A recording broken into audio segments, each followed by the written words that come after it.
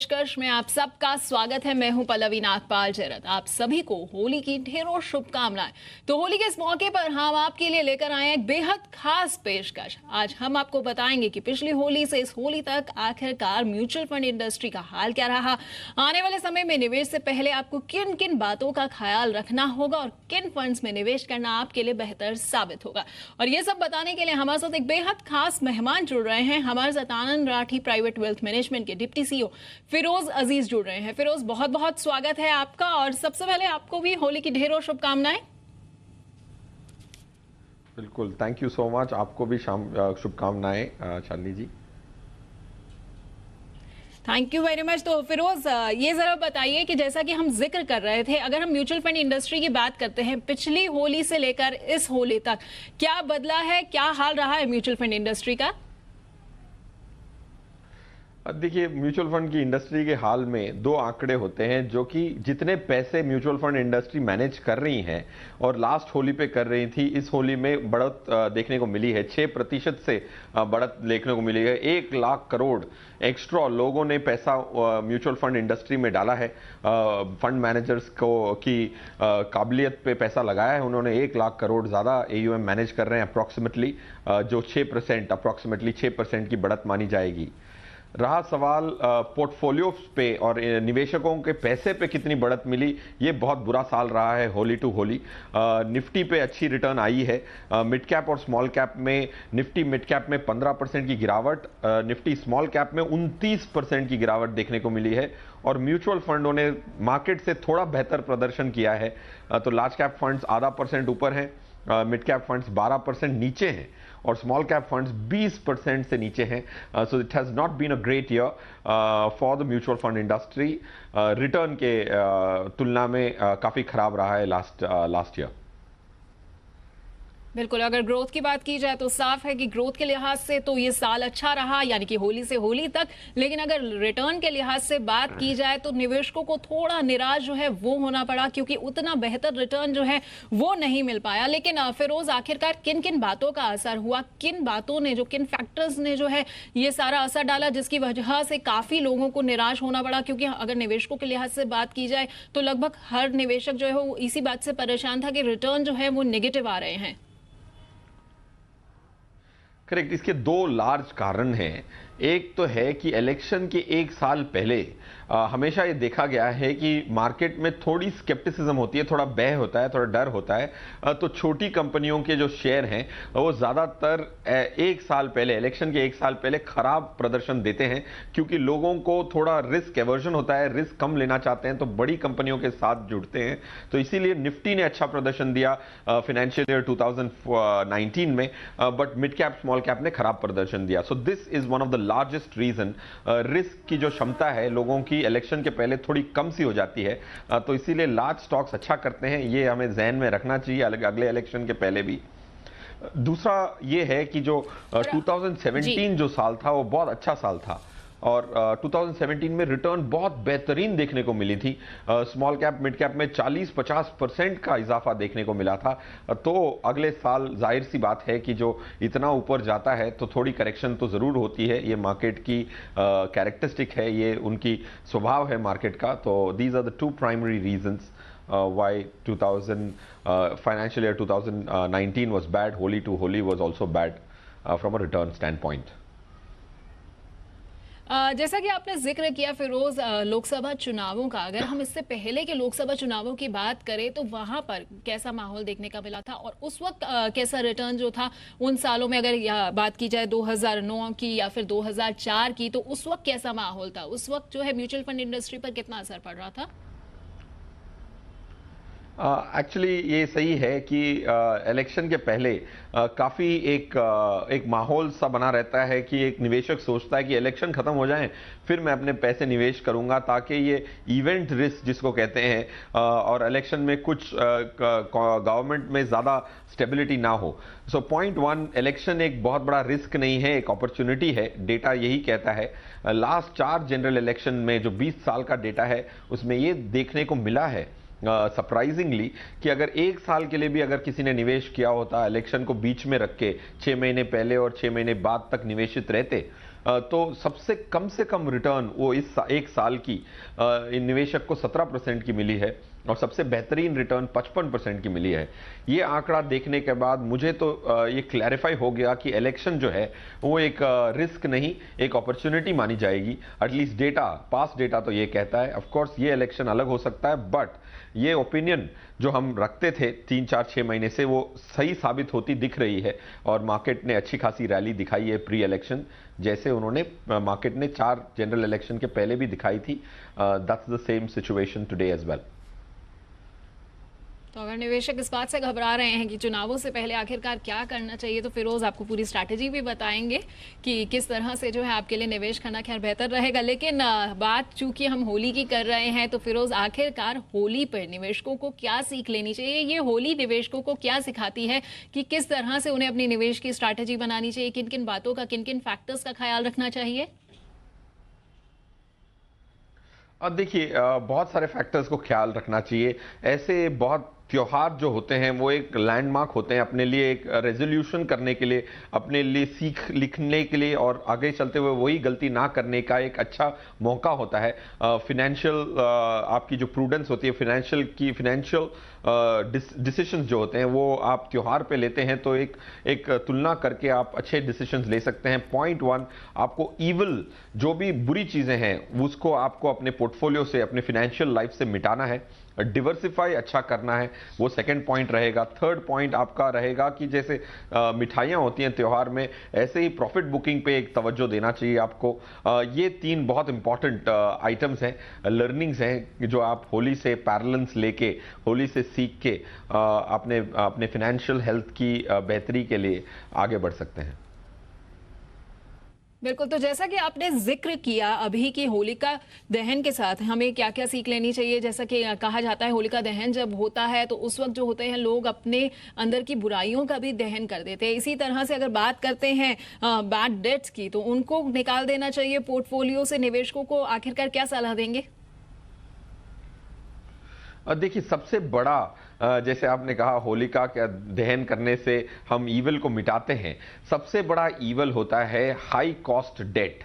जो आप bad debt जो उधार लेते हैं, जैसे क्रेडिट कार्ड का उधार हो गया, या जो उधार जो बहुत महंगा उधार होता है, पर्सनल लोन हो गए, ये लोन आपकी पॉकेट में इतना ब्याज ले जाते हैं कि आप वो डेट ट्रैप में फंस जाते हैं। सो पहली सलाह यही रहेगी, जैसे आपने कहा होलिका को जैसे हम भस्म करते हैं, बर्न करते हैं, वैसे ही ये बैड डेट बर्डन को अपने आप को उसमें से निकालिए, उस चक्रव्यूह से निकालिए और अपने आप को उस बर्डन से मुक्त कीजिए और ये निर्णय लीजिए कि आगे चलते हुए ये महंगे debt, specially credit cards and personal loans को अपनी जिंदगी से बाहर रखेंगे। ये एक अच्छा डिसीजन है। जितनी चादर हो उतनी फैलाएं। ज़्यादा हम जहाँ भी मार्केट में जाते हैं, वीकेंड्स पे शॉपिंग करने जाते हैं, तो ईएमआई की ऑप्शन दे दी गई है, तो ईएमआई की वजह से आपका ब्याज का जो बर्डन है वो बढ़ता ही चला जाता है। लोगों की मार्केटिंग कंपनियां आपकी प्रति बहुत मार्केटिंग करती हैं, उससे बचें and kill this evil which is there in your life.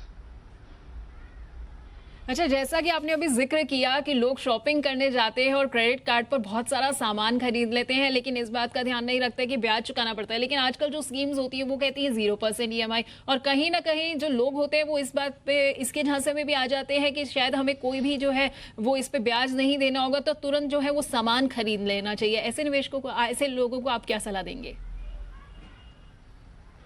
देखिए, there is nothing called free lunch.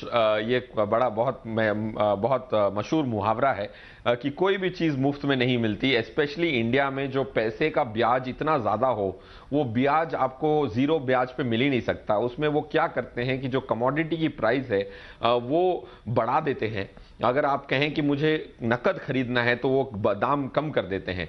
तो कुल मिला के वो ज़ीरो इंटरेस्ट ईएमआई एक मार्केटिंग गिमिक है, बिकॉज इतना ब्याज, अगर समझो कि आपके देश में 1% का ब्याज हो तो शायद कोई उसको ज़ीरो कर दे।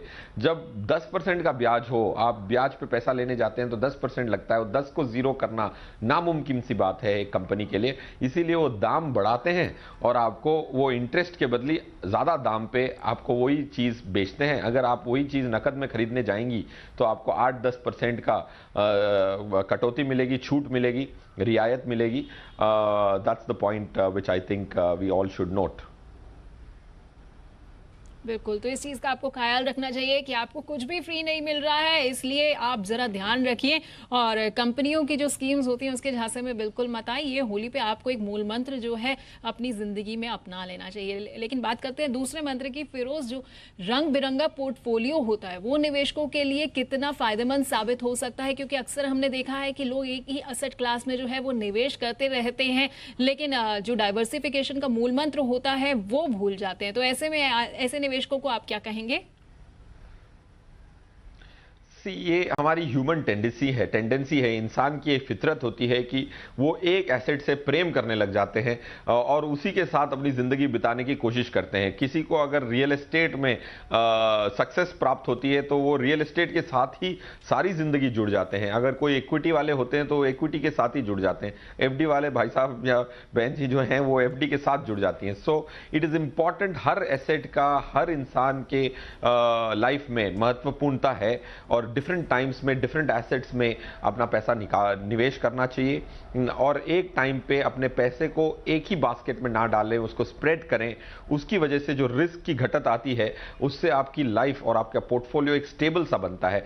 गोल्ड हो, डिपॉजिट्स हो, इक्विटी हो, रियल एस्टेट हो, सबकी अहमियत है और वो सब जो मिलके, जैसे क्रिकेट टीम होती है उसमें डिफेंस का भी होता है, पिंच हिटर का भी रोल होता है, सबका रोल होता है, बॉलर्स का रोल होता है, वैसे ही एक पोर्टफोलियो में सब किस्म की एसेट्स की एक भूमिका होती है। उसको निभाने दें उसको, और एक एसेट से प्रेम करके एक ही में ना रहें। जैसे हम गुलाल का उदाहरण लें तो एक ही रंग अगर आप होली पे इस्तेमाल करेंगे तो इतनी रंगीन नहीं होगी आपकी होली। इसीलिए आपको ज़्यादा रंग होते हैं, गुलाल काफ़ी किस्म के होते हैं, काफ़ी कलर्स के होते हैं, to make it more colourful. Similarly in a portfolio you need more assets. Firoz, हम बात कर रहे थे ब्रेक से पहले डाइवर्सिफिकेशन की, तो जरा दर्शकों को ये भी बताइए कि किस तरह से उन्हें अपने पोर्टफोलियो में अलग अलग रंगों को बिखेरना चाहिए, और खासतौर पर ऐसे वक्त में जब आगे चुनावों का वक्त है। और मेरे हिसाब से अगर आप आज पोर्टफोलियो की डिवर्सिफिकेशन की बात करें तो एक थंब रूल बता सकता हूं।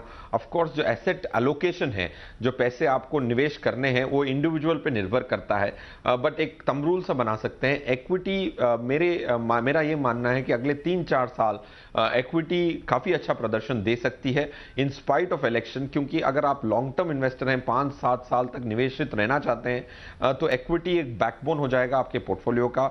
सो 40 से 50% मिनिमम इक्विटी में रखें, स्पेशली क्योंकि लास्ट 5-4 साल में इतनी अच्छी रिटर्न नहीं आई है, तो आगे चलते हुए रिटर्न आने की संभावना बढ़ सी गई है।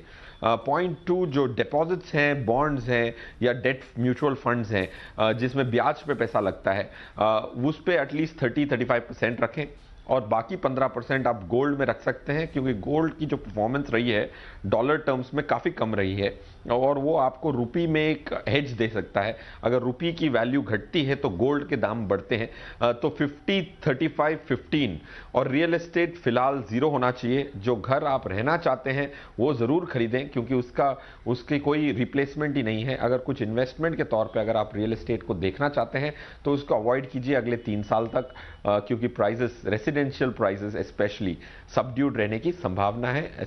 स्पेशली सप्लाई इतनी ज़्यादा हो तो डिमांड कम है, तो प्राइजेस बढ़ने की संभावना कम है। सो this is a thumb rule. इसको आप सिर्फ एक गाइडिंग प्रिंसिपल मान के चलें और अपनी गोल्स के हिसाब से अपनी एसेट एलोकेशन को आधारित, तो उसकी गोल्स के आधारित आप अपनी एसेट्स का चुनाव करें। तो बिल्कुल जिस तरह से फिरोज ने बताया, ठीक अगर उसी तरह से अगर आप अपने पोर्टफोलियो में रंग बिखेरेंगे तो कहीं ना कहीं आपको फायदा होगा। लेकिन फिरोज, हम अक्सर देखते हैं कि जो निवेशक निवेश तो कर लेते हैं, लेकिन उन्हें ये नहीं पता होता कि आखिरकार कब जो है उन्हें उस निवेश से निकल जाना चाहिए। तो ऐसे निवेशकों को आप क्या सलाह देंगे?